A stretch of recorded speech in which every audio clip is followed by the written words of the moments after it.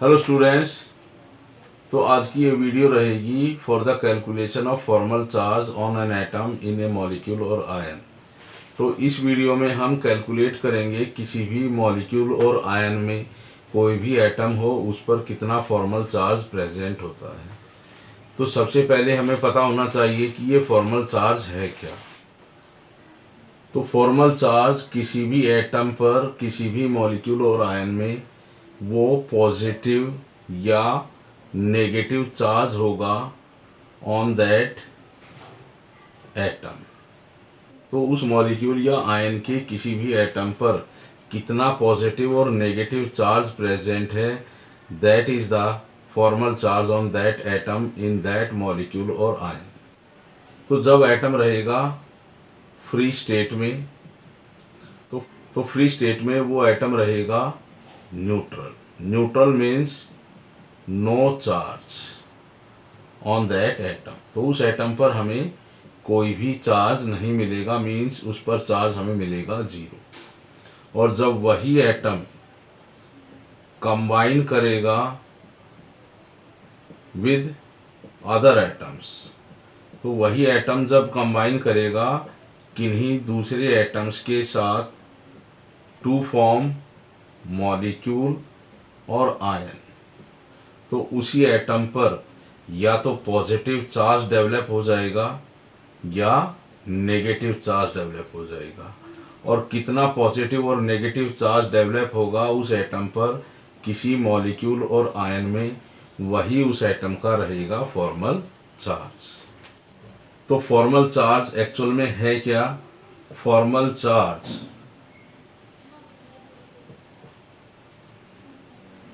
is the difference between number of valence electrons in free state minus number of valence electrons in combined state।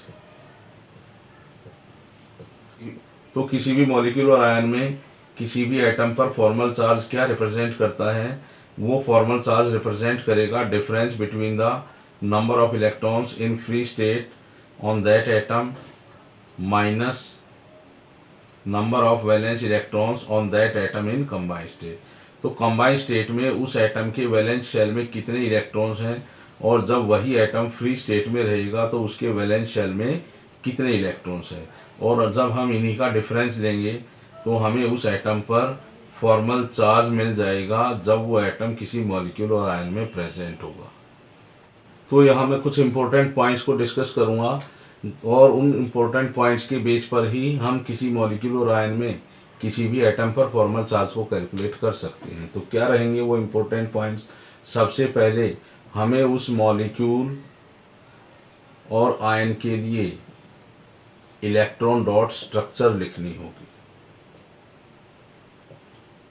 इसके बाद हमें calculate करना होगा जिस भी एटम के ऊपर हम फॉर्मल चार्ज कैलकुलेट करेंगे उसके वैलेंस शेल में कितने इलेक्ट्रॉन्स रहेंगे जब वो एटम रहेगा फ्री स्टेट में, और जब वो एटम रहेगा कंबाइंड स्टेट में तो हमें क्या कैलकुलेट करना है, वहाँ पर उस एटम पर कितने loan pair of electrons present हैं और वो एटम कितने कोवलेंट बॉन्ड बनाए हुए है उस मॉलिक्यूल और आयन में। तो इन्हीं चीज़ों का हमें पता लगाना है कि सबसे पहले हम लिखेंगे उस मॉलिक्यूल और आयन के लिए इलेक्ट्रॉन डॉट स्ट्रक्चर। तो इसके बाद हमें पता होना चाहिए कि जिस एटम के लिए हम फॉर्मल चार्ज कैलकुलेट कर रहे हैं, जब वो एटम फ्री स्टेट में है तो उसके वैलेंस शेल में कितने इलेक्ट्रॉन्स हैं, और जब वही एटम कंबाइंड स्टेट में होगा किसी मॉलिक्यूल और आयन में तो उस एटम पर कितने loan pair of electrons present हैं, वही एटम उस मॉलिक्यूल और आयन में कितने कोवलेंट बॉन्ड बनाए हुए हैं। तो इसी के बेस पर हम एक फॉर्मूला लिखेंगे यहाँ पर फॉर्मल चार्ज को कैलकुलेट करने के लिए। Formal charge of an atom in A molecule और आयन। तो क्या रहेगा वो formula? Number of valence electrons in free state of that atom. उस एटम के फ्री स्टेट में उसके वैलेंस शेल में कितने इलेक्ट्रॉन्स प्रेजेंट है, minus loan pair of electrons on that atom in that molecule और आयन, उस मॉलिक्यूल और आयन में उस एटम पर कितने loan pair of electrons present हैं, minus number of covalent bonds formed by that atom in that molecule और ion, उस मॉलिक्यूल और आयन में वो एटम कितने कोवलेंट बॉन्ड बनाए हुए है दूसरे एटम्स के साथ। तो जब इन सभी की वैल्यू हम इस फॉर्मूला में पुट करेंगे तो हमें उस एटम पर कितना फॉर्मल चार्ज प्रेजेंट है उस मॉलिक्यूल और आयन में वो हमें पता चल जाएगा। तो अब हम यहाँ कुछ एग्जांपल्स डिस्कस करेंगे कुछ मॉलिक्यूल्स और आयंस के। उन मॉलिक्यूल्स और आयंस में जितने भी एटम्स प्रेजेंट होंगे उन सभी एटम्स के लिए फॉर्मल चार्ज को कैलकुलेट करेंगे। तो जब भी हम किसी मॉलिक्यूल और आयन में किसी भी एटम पर फॉर्मल चार्ज को कैलकुलेट करेंगे तो उसके लिए हम इस फॉर्मूला को यूज करेंगे। तो जो फर्स्ट एग्जांपल हम लेंगे यहाँ पर वो रहेगा वाटर मॉलिक्यूल्स का। और जो वाटर मॉलिक्यूल है उसमें सिंगल ऑक्सीजन एटम है और जब ऑक्सीजन एटम फ्री स्टेट में है तो उसके वैलेंस शेल में 6 इलेक्ट्रॉन्स मिलेंगे। इसी तरह से जब हाइड्रोजन एटम फ्री स्टेट में रहेगा तो उसके वैलेंस शेल में हमें 1 इलेक्ट्रॉन मिलेंगे। तो यहाँ हम total number of valence electrons calculate करेंगे इन दिस वाटर मॉलिक्यूल, तो यहाँ मिल जाएंगे हमें 8 इलेक्ट्रॉन्स। और अब लिखेंगे इस वाटर मॉलिक्यूल के लिए हम इलेक्ट्रॉन डॉट स्ट्रक्चर। तो ऑक्सीजन रहेगा उसमें सेंट्रल एटम और हाइड्रोजन रहेंगे उसके बॉन्डेड एटम्स। तो इन ऑक्सीजन और हाइड्रोजन एटम के बीच में सबसे पहले लगाएंगे हम सिंगल कोवलेंट बॉन्ड। तो यहाँ पर हमने 4 इलेक्ट्रॉन्स यूज कर दिए हैं कोवलेंट बॉन्ड बनाने के लिए, तो बाकी बचते हैं अपने पास 4। और जो 4 इलेक्ट्रॉन्स प्रेजेंट होंगे उससे हम ऑक्टेट कंप्लीट करेंगे इस ऑक्सीजन एटम का। तो हाइड्रोजन अपना डुप्लेट कंप्लीट कर चुका है और ऑक्सीजन का भी ऑक्टेट कंप्लीट हो चुका है। तो अब हम कैलकुलेट करेंगे formal charge on oxygen atom. तो फॉर्मल चार्ज कैलकुलेट करने के लिए हमें क्या पता होना चाहिए, valence electrons in free state of that oxygen atom वो रहेंगे 6। कितने loan pair of electrons present हैं, 1 2 3 4 इलेक्ट्रॉन्स प्रेजेंट हैं इसके ऊपर एज ए लोन पेयर। और कितने कोवलेंट बॉन्ड बनाए हुए हैं ये oxygen atom with 2 hydrogen atom 2। तो 6 - 6 इज इक्वल टू 0। तो जो फॉर्मल चार्ज मिलेगा हमें इस ऑक्सीजन एटम पर वो मिलेगा हमें 0। इसी तरह से इस फर्स्ट हाइड्रोजन एटम के लिए भी हम फॉर्मल चार्ज कैलकुलेट करेंगे ऑन फर्स्ट हाइड्रोजन एटम। और जब हाइड्रोजन फ्री स्टेट में रहेगा उसके वैलेंस शेल में 1 इलेक्ट्रॉन रहेगा, कोई भी लोन पेयर नहीं है इसके पास, तो इसकी वैल्यू रहेगी 0। और इस हाइड्रोजन एटम के कितने कोवलेंट बॉन्ड हैं, 1। तो 1 - 1 इज इक्वल टू 0। तो इस हाइड्रोजन एटम पर भी हमें मिलेगा formal charge is equal to 0। इसी तरह से जो सेकेंड हाइड्रोजन एटम रहेगा उसके लिए भी फॉर्मल चार्ज हमें मिलेगा इज इक्वल टू 0। तो इस तरह से इस फॉर्मूला की हेल्प से हम किसी भी मॉलिक्यूल और आयन में किसी भी एटम पर फॉर्मल चार्ज को कैलकुलेट कर सकते हैं। अब जो सेकेंड एग्जांपल है अपना वो कार्बन डाइऑक्साइड का। और कार्बन डाइऑक्साइड में कार्बन क्या है, सेंट्रल एटम रहेगा और ऑक्सीजन रहेंगे उसके बॉन्डिंग एटम्स। तो कार्बन के फ्री स्टेट में वैलेंस शेल में इलेक्ट्रॉन्स रहेंगे 4 और जब ऑक्सीजन एटम फ्री स्टेट में रहेगा तो उसके वैलेंस इलेक्ट्रॉन्स रहेंगे 6। तो total number of valence electrons in all 3 atoms are equal to 4 + 12 is equal to 16। तो अब हम लिखेंगे electron dot structure for carbon dioxide molecule. तो सबसे पहले हम लगाएंगे single bond between carbon and oxygen atom. तो यहाँ पर हमने 4 इलेक्ट्रॉन्स यूज़ कर दिए, बाकी बचते हैं अपने पास 12 इलेक्ट्रॉन्स। और उन 12 इलेक्ट्रॉन्स का यूज़ करेंगे हम इन कार्बन और ऑक्सीजन एटम्स की ऑक्टेट को कंप्लीट करने के लिए। तो 1 2 3 4 5 6 7 8 9 10 11 12। तो यहाँ हम देखते हैं कि ऑक्सीजन एटम्स का ऑक्टेट कंप्लीट हो गया है, लेकिन कार्बन एटम का ऑक्टेट कंप्लीट नहीं हुआ है। तो इसके लिए हम क्या करते हैं कि जो loan pair of electrons present हैं इस ऑक्सीजन एटम पर, जो बॉन्डेड है इस कार्बन एटम से, उनको हम शिफ्ट कर देंगे between carbon and oxygen atoms to complete octet, because this carbon atom require 4 more electrons to complete its octet. तो जो स्ट्रक्चर बनेगी इससे वो क्या रहेगी, यहाँ हम डबल बॉन्ड को इस तरह से शो करेंगे और जो ऑक्सीजन एटम्स पर लोन पेयर रह जाएंगे वो कितने रहेंगे, 2 लोन पेयर रहेंगे हर ऑक्सीजन एटम पर। तो अब सभी एटम्स का यहाँ पर ऑक्टेट कंप्लीट हो चुका है। तो अब हम कैलकुलेट करेंगे formal charge on this carbon atom. तो कार्बन के फ्री स्टेट, तो कार्बन जब फ्री स्टेट में था तो उसके वैलेंस शेल में इलेक्ट्रॉन्स थे 4, और कितने लोन पेयर प्रेजेंट हैं इस पर, 0, और कितने कोवलेंट बॉन्ड हैं इस कार्बन एटम के, 4। तो 4 - 4 इज इक्वल टू 0। तो इस कार्बन एटम पर जो फॉर्मल चार्ज मिलेगा वो हमें मिलेगा इक्वल टू 0। अब इस फर्स्ट ऑक्सीजन एटम के लिए हम फॉर्मल चार्ज कैलकुलेट करेंगे, formal charge on first oxygen atom.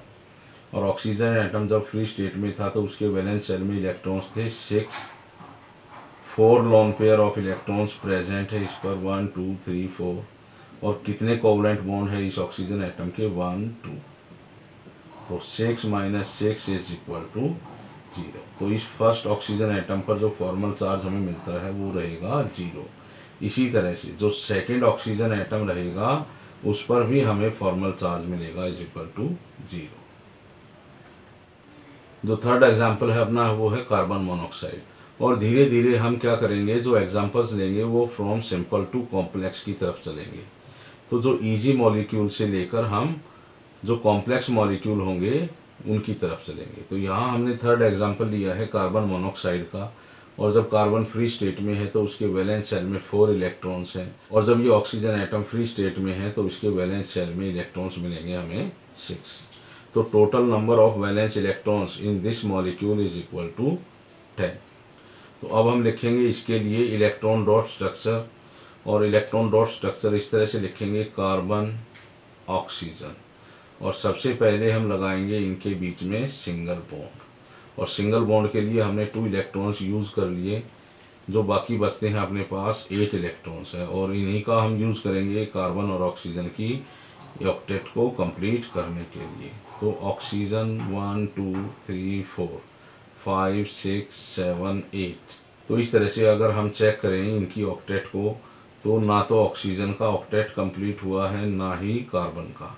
तो इसके लिए हम क्या करेंगे, इन लोन पेयर ऑफ इलेक्ट्रॉन्स को शिफ्ट करेंगे in between carbon and oxygen atoms to complete their octet. तो इस तरह से जो हमें स्ट्रक्चर मिलेगी वो इस तरह से मिलेगी, एक एक लोन पेयर इस कार्बन पर रह जाएगा, और जो बॉन्डिंग इलेक्ट्रॉन्स बनेंगे फ्रॉम लोन पेयर वो इस तरह से मिलेंगे। तो अब हमें दिखाई दे रहा है कि कार्बन और ऑक्सीजन की ऑक्टेट कंप्लीट हो चुकी है। तो इस तरह से कार्बन और ऑक्सीजन अपनी ऑक्टेट को कंप्लीट कर चुका है। तो अब हम कैलकुलेट करेंगे formal charge on carbon atom. तो वैलेंस शेल में कितने इलेक्ट्रॉन्स हैं, 4, कितने लोन पेयर हैं यहाँ पर 2, कितने कोवलेंट बॉन्ड हैं यहाँ पर 1 2 3 -3। तो 4 - 5 इज इक्वल टू -1। तो इस कार्बन पर जो फॉर्मल चार्ज मिलेगा वो रहेगा -1। इसी तरह से हम फॉर्मल चार्ज कैलकुलेट करेंगे ऑन दिस ऑक्सीजन एटम। तो ऑक्सीजन के वैलेंस शेल में 6 इलेक्ट्रॉन्स रहेंगे जब वो ऑक्सीजन फ्री स्टेट में रहेगा, 2 लोन पेयर ऑफ इलेक्ट्रॉन्स हैं 1 2, और कितने कोवलेंट बॉन्ड बनाए हुए हैं ये 3 कोवलेंट बॉन्ड।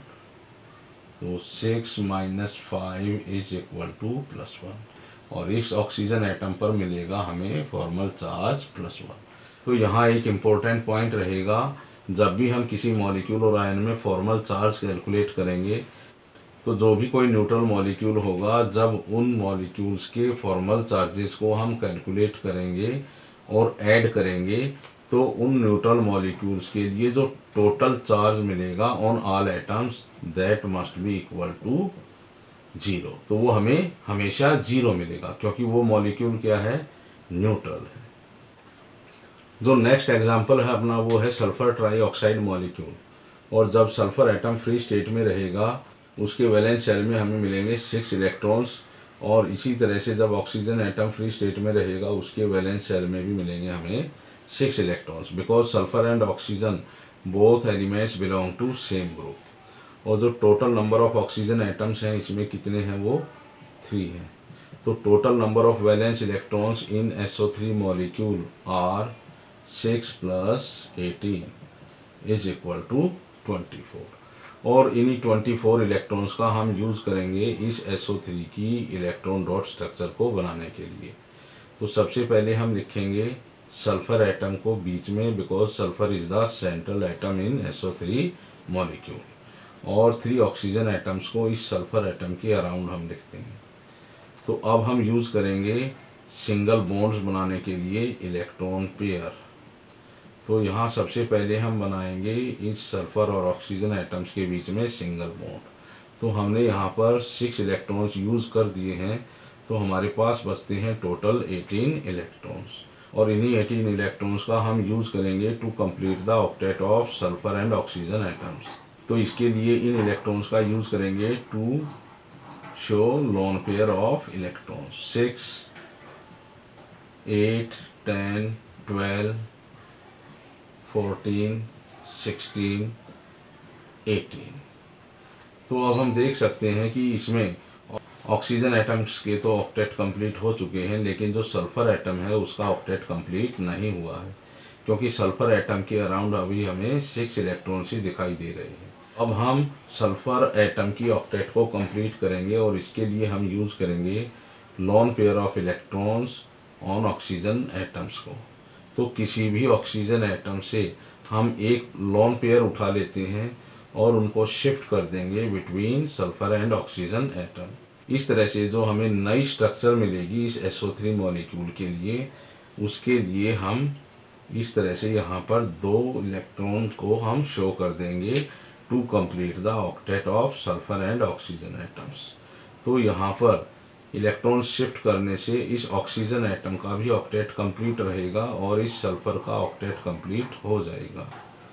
तो अब हम कैलकुलेट करेंगे इस सल्फर एटम पर फॉर्मल चार्ज को। तो formal charge on this sulphur atom is equal to, तो 6 इलेक्ट्रॉन्स रहेंगे फ्री स्टेट में इस सल्फर के वैलेंस शेल में। कितने लोन पेयर प्रेजेंट हैं इस पर, 0। और कितने कोवलेंट बॉन्ड बनाए हुए हैं ये sulphur atom, 1, 2, 3, 4, -4। 6 - 4 is equal to 2। तो इस पर हमें चार्ज मिलेगा +2। तो जो फॉर्मल चार्ज रहेगा सल्फर के लिए वो क्या रहेगा, +2। अब यहाँ हम देख रहे हैं कि जो ये 2 ऑक्सीजन एटम्स हैं ये सिंगल बॉन्ड बनाए हुए हैं इस सल्फर के साथ। तो यहाँ पर जितना फॉर्मल चार्ज हमें इस ऑक्सीजन एटम के लिए मिलेगा, इतना ही फॉर्मल चार्ज हमें इस ऑक्सीजन एटम के लिए भी मिलेगा। तो इसको नंबरिंग कर देते हैं हम 1, 2, 3। तो जो फॉर्मल चार्ज रहेगा सेकंड और थर्ड ऑक्सीजन एटम पर वो रहेगा सेम, और जो फर्स्ट ऑक्सीजन एटम है इसका फॉर्मल चार्ज इनसे डिफरेंट रहेगा। तो अब हम कैलकुलेट करेंगे formal charge on first oxygen atom. तो ऑक्सीजन एटम के वैलेंस शेल में 6 इलेक्ट्रॉन्स रहेंगे जब वो फ्री स्टेट में रहेगा। 4 लोन पेयर ऑफ इलेक्ट्रॉन्स इसके पास प्रेजेंट है, 1, 2, 3, 4, और 2 कोवलेंट बॉन्ड ये बनाए हुए हैं विद सल्फर एटम। तो इस ऑक्सीजन एटम पर कितना फॉर्मल चार्ज मिलता है हमें, 0। So formal charge on this oxygen atom is equal to 0। तो अब हम कैलकुलेट करेंगे formal charge on second oxygen atom. तो जब ये ऑक्सीजन एटम फ्री स्टेट में रहेगा इसके वैलेंस शेल में रहेंगे 6 इलेक्ट्रॉन्स, और कितने loan pair of electrons present, 1, 2, 3, 4, 5, 6, और कितने कोवलेंट बॉन्ड बनाए हुए हैं ये सल्फर एटम के साथ, 1। तो 6 - 7 इज इक्वल टू -1। तो इस सेकेंड ऑक्सीजन एटम पर जो फॉर्मल चार्ज मिलेगा वो रहेगा -1, और इसी तरह से जो थर्ड ऑक्सीजन एटम होगा इस पर भी हमें फॉर्मल चार्ज मिलेगा -1। तो इस तरह से हम किसी भी मॉलिक्यूल और आयन में किसी भी पर्टिकुलर एटम पर फॉर्मल चार्ज को कैलकुलेट कर सकती है। तो स्टूडेंट्स अब हम कैलकुलेट करेंगे formal charge on nitrogen and oxygen atoms in nitrite ion. और जब नाइट्रोजन फ्री स्टेट में रहेगा इसके वैलेंस शेल में रहेंगे 5 इलेक्ट्रॉन्स, और जब ऑक्सीजन फ्री स्टेट में रहेगा इसके वैलेंस शेल में रहेंगे 6 इलेक्ट्रॉन्स। तो टोटल कितने ऑक्सीजन एटम्स हैं यहाँ पर 2, और एक नेगेटिव चार्ज है इसलिए हम यहाँ पर 1 ऐड कर देंगे। तो जब भी किसी आयन पर नेगेटिव चार्ज रहेगा तो हम उसमें उतने ही इलेक्ट्रॉन ऐड कर देंगे जितना नेगेटिव चार्ज उस आयन पर प्रेजेंट होगा। अगर किसी आयन पर पॉजिटिव चार्ज प्रेजेंट है तो उसमें से हम उतने ही इलेक्ट्रॉन्स माइनस कर देंगे जितना पॉजिटिव चार्ज उस आयन पर प्रेजेंट होगा। तो यहाँ पर जब हम total electrons in nitrite ion calculate करेंगे 5 + 12 + 1 तो मिल जाएंगे हमें 18 इलेक्ट्रॉन्स। और जो नाइट्रोजन रहेगा इसमें ये रहेगा सेंट्रल एटम, और 2 ऑक्सीजन एटम्स इसके अराउंड हम इस तरह से शो कर देंगे, और इनके बीच में सबसे पहले हम बनाएंगे सिंगल बॉन्ड, और उसके लिए हमने यूज़ कर दिए यहाँ पर 4 इलेक्ट्रॉन्स, बाकी बच जाएंगे अपने 14 इलेक्ट्रॉन्स। और इन्हीं 14 इलेक्ट्रॉन्स का हम यूज़ करेंगे to complete the octet of each oxygen and nitrogen atom. तो 14 इलेक्ट्रॉन्स का किस तरह से यूज़ करेंगे, इस तरह से। तो इन 14 इलेक्ट्रॉन्स को हम यूज़ करेंगे एज लोन पेयर। तो लोन पेयर के लिए हम 2, 4, 6, 8, 10, 12, 14, तो इस तरह से हमने यहाँ पर इन 14 इलेक्ट्रॉन्स का भी यूज़ कर दिया है। तो अब हम देखेंगे किस एटम की ऑक्टेट कंप्लीट हो चुकी है और किसकी नहीं हुई है। यहाँ हम देख रहे हैं कि ऑक्सीजन एटम्स की ऑक्टेट कंप्लीट हो गई, लेकिन इस नाइट्रोजन की ऑक्टेट कंप्लीट नहीं हुई है। तो इसके लिए हम किसी भी ऑक्सीजन एटम से एक लोन पेयर उठाएंगे और उनको हम बना देंगे बॉन्डिंग इलेक्ट्रॉन्स। तो इस तरह से हम इस लोन पेयर को शिफ्ट कर देंगे बिटवीन दीज 2 एटम्स। तो जो नई पिक्चर हमें मिलेगी इस इलेक्ट्रॉन डॉट स्ट्रक्चर के लिए वो किस तरह से रहेगी कि यहाँ नाइट्रोजन और ऑक्सीजन के बीच में हमें 2 कोवलेंट बॉन्ड दिखाई देंगे। तो अब हम कैलकुलेट करेंगे formal charge on nitrogen and both oxygen atom. तो सबसे पहले हम फॉर्मल चार्ज कैलकुलेट करेंगे नाइट्रोजन एटम के लिए। तो नाइट्रोजन के वैलेंस शेल में रहेंगे 5 इलेक्ट्रॉन जब ये फ्री स्टेट में रहेगा, और केवल एक ही लोन पेयर ऑफ इलेक्ट्रॉन्स है, तो इसके लिए हम यूज़ करेंगे यहाँ पर 2 इलेक्ट्रॉन्स प्रेजेंट हैं एज ए लोन पेयर। और कितने कोवलेंट बॉन्ड बनाए हुए हैं ये नाइट्रोजन एटम 1, 2, 3। तो 5 - 5 = 0। तो इस नाइट्रोजन एटम पर जो फॉर्मल चार्ज मिलेगा वो मिलेगा हमें 0। तो अब हम कैलकुलेट करेंगे इस फर्स्ट ऑक्सीजन एटम के लिए और इस सेकंड ऑक्सीजन एटम के लिए फॉर्मल चार्ज। तो formal charge on first oxygen atom, तो इसके पास कितने वैलेंस इलेक्ट्रॉन्स रहेंगे जब ये फ्री स्टेट में रहेगा 6। कितने लोन पेयर ऑफ इलेक्ट्रॉन्स हैं इसके पास 1, 2, 3, 4 इलेक्ट्रॉन्स हैं इसके पास। तो 4 इलेक्ट्रॉन्स इसके पास हैं एज ए लोन पेयर। और इस ऑक्सीजन एटम ने कितने कोवलेंट बॉन्ड बनाए हैं इस नाइट्रोजन के साथ 1, 2। तो 6 - 6 = 0। तो इस फर्स्ट ऑक्सीजन एटम पर फॉर्मल चार्ज मिलता है हमें =0। और जो सेकंड ऑक्सीजन एटम रहेगा उसका फॉर्मल चार्ज क्या रहेगा, इसके भी वैलेंस शेल में 6 इलेक्ट्रॉन्स होंगे जब ये फ्री स्टेट में रहेगा, और 6 loan pair of electrons present हैं। तो 1, 2, 3, 4, 5, 6 इलेक्ट्रॉन्स हैं इसके पास एज ए लोन पेयर, और सिंगल कोवलेंट बॉन्ड बनाए हुए हैं ये इस नाइट्रोजन एटम के साथ। सो 6 - 7 = -1। तो सेकेंड ऑक्सीजन एटम पर जो फॉर्मल चार्ज मिलेगा वो रहेगा -1। तो वीडियो थोड़ी लंबी रहेगी क्योंकि यहाँ हम कम से कम 10 एग्जाम्पल्स को लेंगे to calculate the formal charge on their atoms. तो यहाँ हम अब कैलकुलेट करेंगे formal charge on nitrogen and 3 oxygen atom in nitrate ion.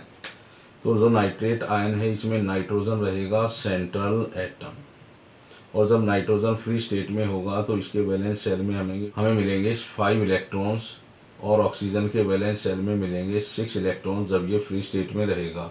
और कितने ऑक्सीजन एटम है यहाँ पर 3 है। नेगेटिव चार्ज प्रेजेंट है इस आयन पर -1, तो हम यहाँ पर 1 ऐड कर देंगे for 1 extra electron on this nitrate ion. तो टोटल इलेक्ट्रॉन्स अब हम कैलकुलेट करेंगे, 6 3 जा 18 और 6 24। तो यहाँ नाइट्रोजन एटम रहेगा एज ए सेंट्रल एटम और जो 3 ऑक्सीजन एटम्स रहेंगे इसके अराउंड। और सबसे पहले हम बनाएंगे यहाँ पर single bond between nitrogen and oxygen atoms. तो कितने इलेक्ट्रॉन्स हमने यूज़ कर दिए सिंगल बॉन्ड बनाने के लिए 6। तो कितने बाकी रह गए यहाँ पर 18। और इन बाकी 18 इलेक्ट्रॉन्स का हम यूज़ करेंगे for lone pair of electrons on atoms of this nitrate ion. तो 1 2 3 4 5 6 7 8 9 10 11 12 13 14 15 16 17 18। तो अब हम देखेंगे किस एटम का ऑक्टेट कंप्लीट हुआ है, किसका नहीं हुआ है। तो जितने भी ऑक्सीजन एटम्स हैं सबका ऑक्टेट कंप्लीट हो चुका है, लेकिन सेंट्रल नाइट्रोजन एटम का यहाँ ऑक्टेट कंप्लीट नहीं हुआ है। तो जिस तरह से हमने पहले भी लॉन पेयर ऑफ इलेक्ट्रॉन्स को शिफ्ट किया था टू फॉर्म कोवलेंट बॉन्ड, और यहाँ पर भी हम शिफ्ट करेंगे, किसी भी एक ऑक्सीजन एटम से एक लॉन पेयर लेंगे और उसको शिफ्ट कर देंगे between oxygen and nitrogen atom to form the covalent bond between nitrogen and oxygen atom. और इससे नाइट्रोजन एटम की ऑक्टेट भी कंप्लीट हो जाएगी और ऑक्सीजन एटम की भी ऑक्टेट कंप्लीट हो जाएगी। तो जो पिक्चर हमें दिखाई देगी इन लॉन पेयर ऑफ इलेक्ट्रॉन्स को शिफ्ट करने के बाद वो इस तरह से रहेगी। तो अब सभी एटम्स का इसमें ऑक्टेट कंप्लीट हो चुका है। तो अब हम कैलकुलेट करेंगे formal charge on this nitrogen atom. तो formal charge on this nitrogen atom 5 कितने लॉन पेयर हैं, एक भी नहीं है। और कितने कोवलेंट बॉन्ड बनाए हुए हैं ये नाइट्रोजन एटम, 1 2 3 4। तो फॉर्मल चार्ज इस पर मिलेगा हमें +1। तो कितना फॉर्मल चार्ज हमें मिलता है इस नाइट्रोजन एटम पर, +1। तो अब हम देखेंगे फर्स्ट ऑक्सीजन एटम पर, सेकंड ऑक्सीजन एटम पर और थर्ड ऑक्सीजन एटम पर कितना फॉर्मल चार्ज प्रेजेंट है। तो जितना फॉर्मल चार्ज इस फर्स्ट ऑक्सीजन एटम पर प्रेजेंट होगा उतना ही फॉर्मल चार्ज इस सेकंड ऑक्सीजन पर भी होगा। अभी ये जो फर्स्ट ऑक्सीजन एटम है ये सिंगल कोवलेंट बॉन्ड से बॉन्डेड है इस नाइट्रोजन एटम से, इसी तरह से सेकंड ऑक्सीजन एटम भी सिंगल कोवलेंट बॉन्ड बनाए हुए है इस सेंट्रल नाइट्रोजन एटम से। तो अब हम कैलकुलेट करेंगे formal charge on first oxygen atom. तो कितने रहते हैं इसके फ्री स्टेट में, वैलेंस शेल इलेक्ट्रॉन 6 1 2 3 4 5 6 ही इसके पास लॉन पेयर ऑफ इलेक्ट्रॉन्स हैं। और कितने कोवलेंट बॉन्ड बनाए हुए हैं ये 1। तो 6 - 7 = -1। तो इस फर्स्ट ऑक्सीजन एटम पर कितना फॉर्मल चार्ज प्रेजेंट है, -1। इसी तरह से इस सेकंड ऑक्सीजन एटम पर भी हमें मिलेगा फॉर्मल चार्ज =-1। तो अब हम कैलकुलेट करेंगे इस थर्ड ऑक्सीजन एटम पर फॉर्मल चार्ज। तो थर्ड ऑक्सीजन एटम के लिए हम इस तरह से करेंगे, यहाँ पर तो 6 इलेक्ट्रॉन्स इसके वैलेंस शेल में रहेंगे फ्री स्टेट में, 4 इलेक्ट्रॉन्स हैं इस पर एज ए लॉन पेयर और 2 कोवलेंट बॉन्ड बनाए हुए हैं ये नाइट्रोजन एटम के साथ। तो 6 - 6 = 0। तो इस थर्ड ऑक्सीजन एटम पर जो फॉर्मल चार्ज मिलेगा वो रहेगा =0।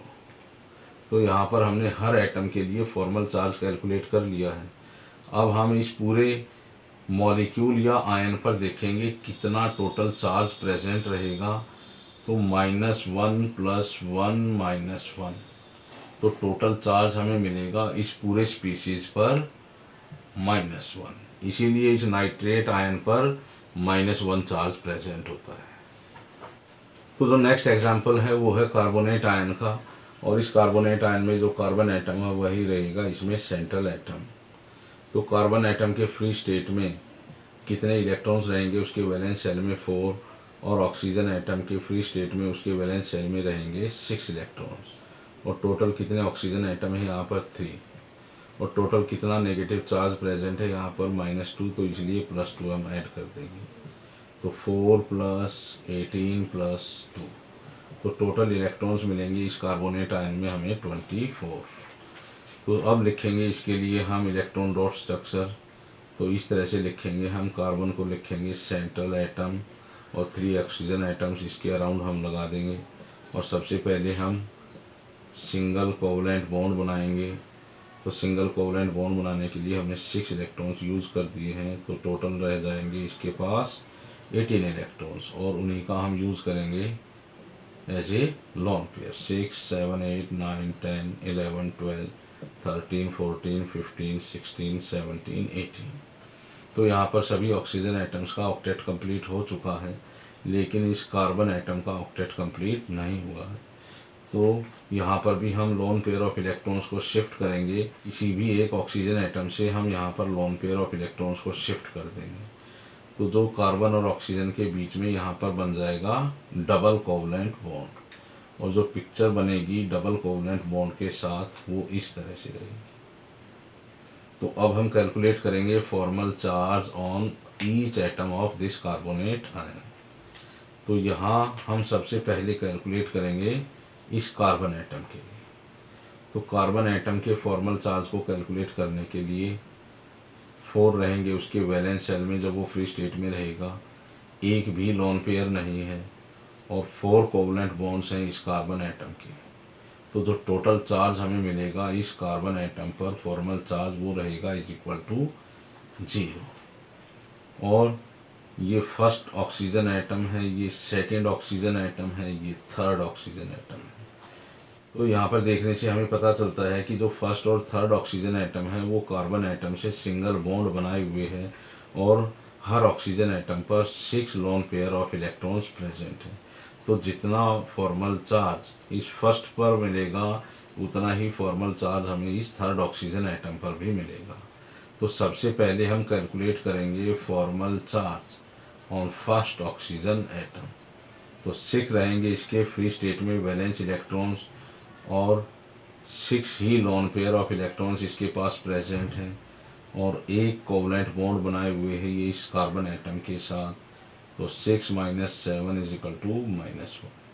तो इस फर्स्ट ऑक्सीजन एटम पर जो फॉर्मल चार्ज मिलेगा वो रहेगा -1, और इसी तरह से इस थर्ड ऑक्सीजन एटम पर भी जो फॉर्मल चार्ज मिलेगा वो भी -1 मिलेगा। और अब हम कैलकुलेट करेंगे इस सेकेंड ऑक्सीजन एटम के लिए फॉर्मल चार्ज। तो formal charge on second oxygen atom, तो इसके वैलेंस शेल में भी मिलते हैं हमें 6 इलेक्ट्रॉन्स जब ये फ्री स्टेट में रहेगा। 4 इलेक्ट्रॉन्स हैं इसके पास एज ए लोन पेयर, और 2 कोवलेंट बॉन्ड इसके बने हुए हैं विद कार्बन एटम। तो 6 - 6 इज इक्वल टू 0। तो इस ऑक्सीजन एटम पर जो हमें फॉर्मल चार्ज मिलेगा वो रहेगा 0। तो जो नेक्स्ट एग्जाम्पल है वो है थायोसाइनेट आयन का, थायोसाइनेट आयन। और इस थायोसाइनेट आयन में हम जब total number of valence electrons calculate करेंगे तो 6 रहेंगे फ्री स्टेट में सल्फर एटम पर वैलेंस शेल इलेक्ट्रॉन्स। कार्बन की फ्री स्टेट में इसके वैलेंस शेल में हमें मिलेंगे 4 इलेक्ट्रॉन्स, और नाइट्रोजन की फ्री स्टेट में इसके वैलेंस शेल में मिलेंगे हमें 5 इलेक्ट्रॉन्स, और 1 नेगेटिव चार्ज है इसलिए हम यहाँ ऐड कर देंगे 1। तो टोटल इलेक्ट्रॉन्स कितने हो जाएंगे हमारे पास 16। तो अब हम लिखेंगे इसके लिए इलेक्ट्रॉन डॉट स्ट्रक्चर। तो बीच में लिखेंगे कार्बन, साइड में लिखेंगे सल्फर एंड नाइट्रोजन एटम। तो अब हम यहाँ पर सबसे पहले कंप्लीट करेंगे इनके सिंगल बॉन्ड। सिंगल बॉन्ड बनाने के लिए हमने यूज़ कर लिए यहाँ पर 4 इलेक्ट्रॉन्स। तो टोटल कितने मिल जाएंगे हमारे पास 12 इलेक्ट्रॉन्स रह जाएंगे।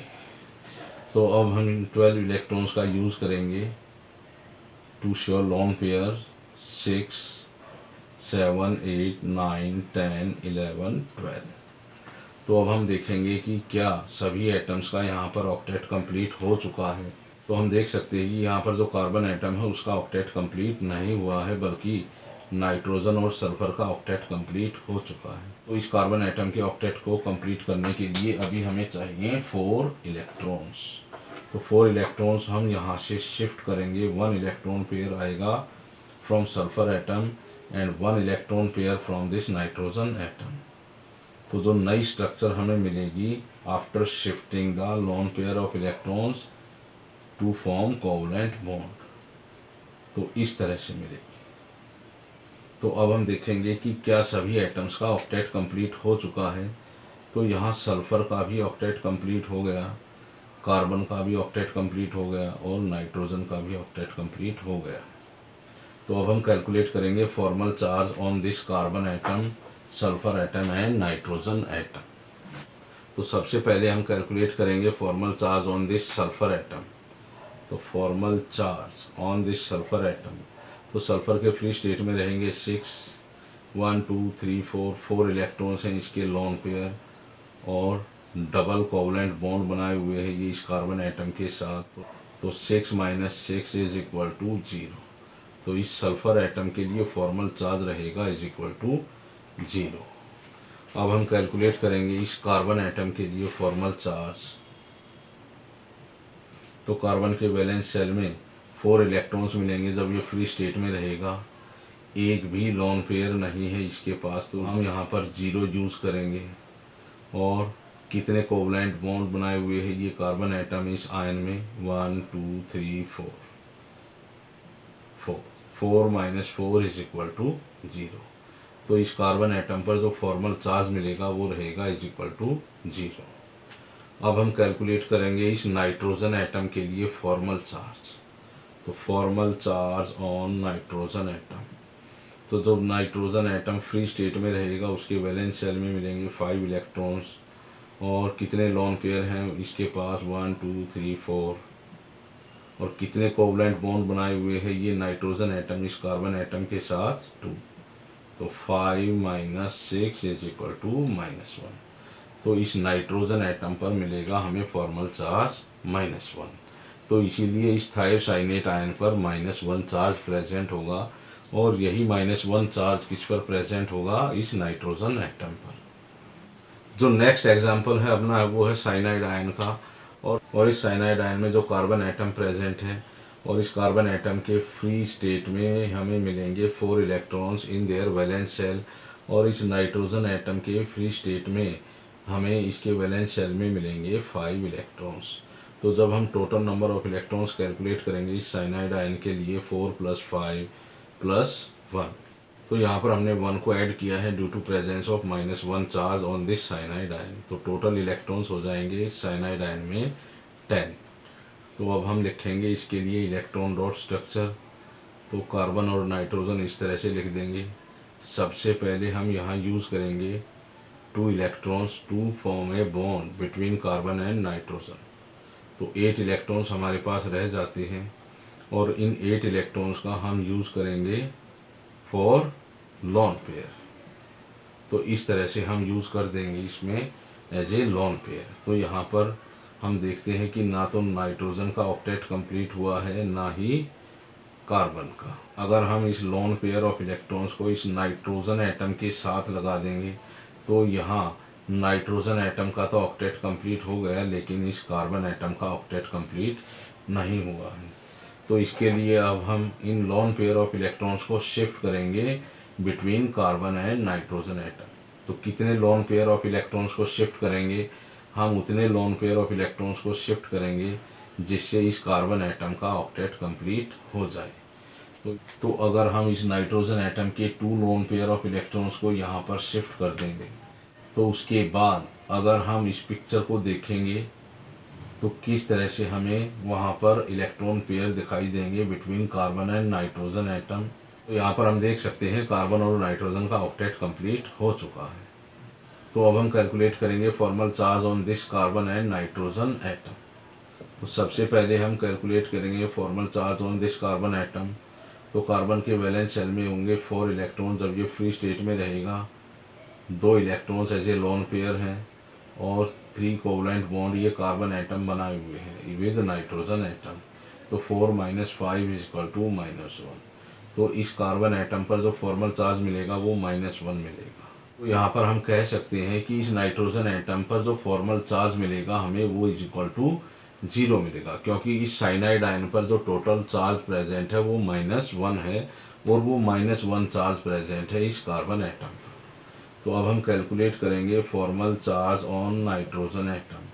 तो नाइट्रोजन के वैलेंस शेल में हमें मिलेंगे 5 इलेक्ट्रॉन्स जब ये फ्री स्टेट में है, और 2 इलेक्ट्रॉन्स इसके पास हैं एज ए लोन पेयर, और 3 कोवलेंट बॉन्ड ये कार्बन के साथ बनाए हुए हैं।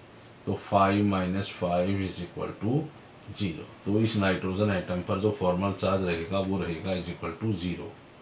और अब लास्ट में मैंने यहाँ पर 4 एग्जांपल्स दिए हैं। इन मॉलिक्यूल्स और आयंस के लिए आप सबसे पहले इलेक्ट्रॉन डॉट स्ट्रक्चर लिखेंगे, और इन मॉलिक्यूल्स और आयंस में जितने भी एटम्स प्रेजेंट होंगे उन सभी के लिए आप फॉर्मल चार्ज कैलकुलेट करोगे। सो स्टूडेंट्स, अगर ये टॉपिक आपको समझ में आया है तो आप प्लीज़ मेरे चैनल को सब्सक्राइब ज़रूर करिएगा।